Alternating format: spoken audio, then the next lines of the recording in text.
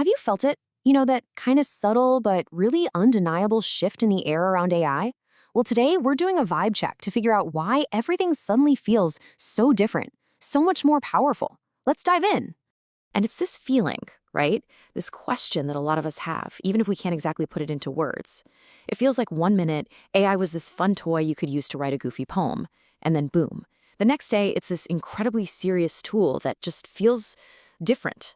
It's more capable, more potent, just more real. And look, this isn't just some vague feeling we all have, it's tied to real, actual events. I mean, just take the reaction to Anthropic's new model, Claude. The whole internet just kind of lost its mind.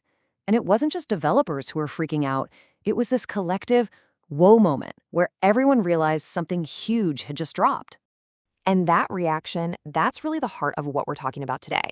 AI has officially hit a utility tipping point. This isn't just about writing code a little better anymore. We're seeing economists, law professors, researchers, all sorts of people suddenly realizing, okay, this tool is now powerful enough for my actual serious professional work. So, what's actually happening here? What is AI doing for us on this totally new level? Well, it's performing something called cognitive offload. And this is the key concept, really.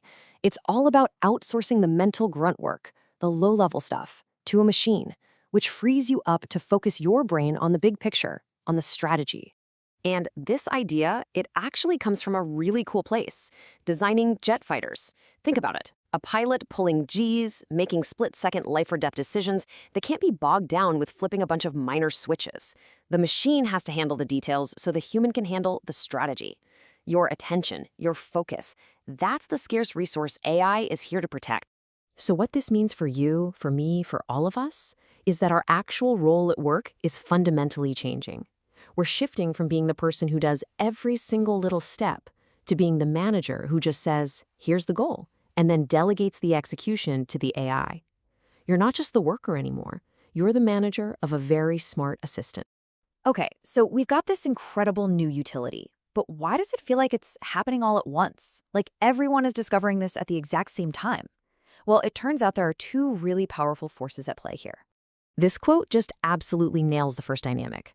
See, technology doesn't get adopted in a nice, slow, steady line. It's more like a cliff. A tool can be kind of mediocre for years, not really changing much. And then one day it crosses this invisible good enough line. And once it does, its adoption is sudden and it's total. So how does this spread like wildfire? Two ways. First, you've got the network effect.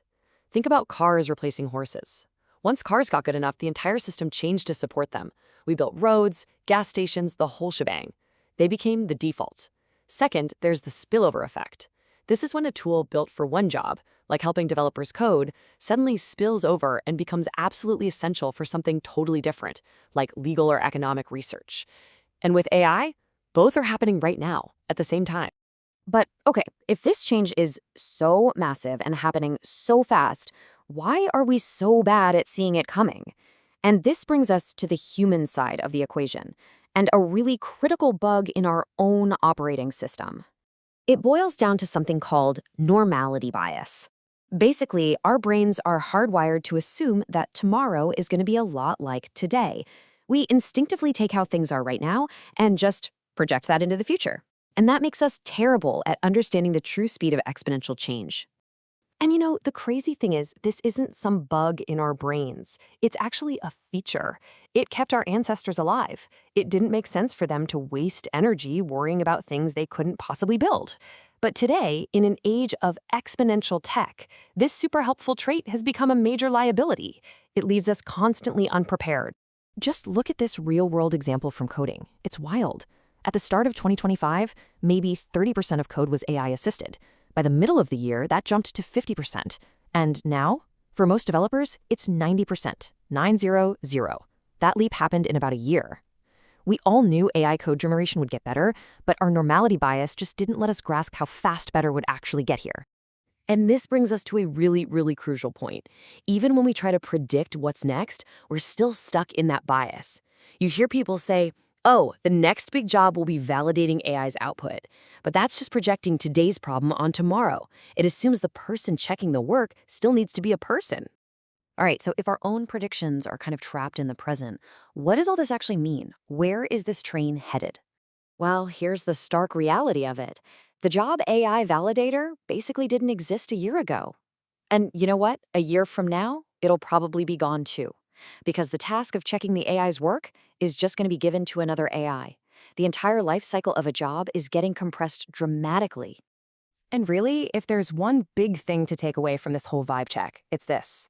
We are now in a period where the future is arriving faster than our brains can adapt our expectations for it. It's not just coming, it's coming at a speed that's outpacing our ability to update our own mental models of the world. Which leaves us all with one final massive question to chew on. Once an AI is good enough to do the work, and another AI is good enough to check that work, what's left for us to do? What becomes the new limiting factor, the new bottleneck for human progress? And that is the question we all need to start thinking about right now.